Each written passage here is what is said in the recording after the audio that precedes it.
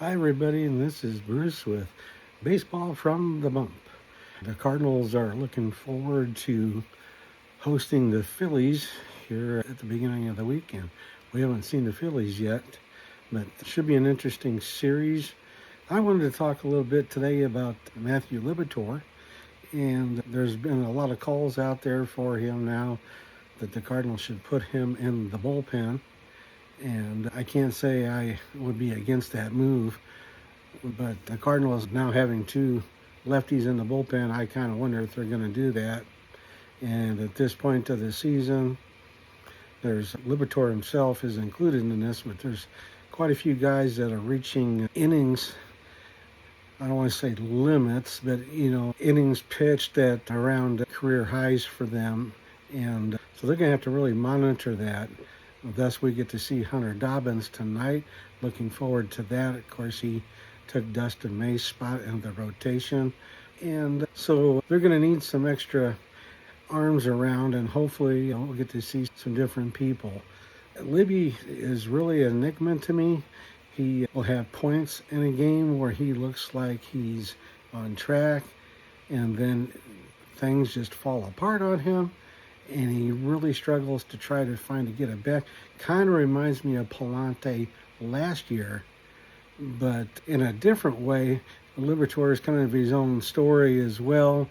We've waited on him for quite a while now, and I'm not giving up on him. But if we have a baseball season next year, going into that, barring what we could see in spring training, who gets a shot, who doesn't, I just wonder if Libby would still be a part of their rotation, or if he would start off in the bullpen, or exactly what would happen there. What would you do with him at this point of the season?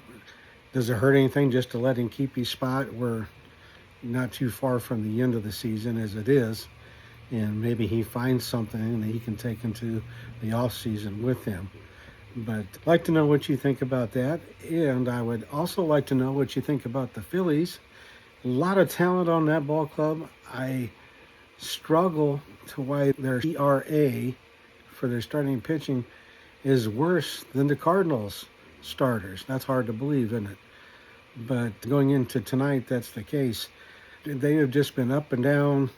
They're like the stock market all year long, and they hit a spot where they got over 500, and they set up above there. Is there another cold streak coming from them? Can the Cardinals knock them off? They got 6 games.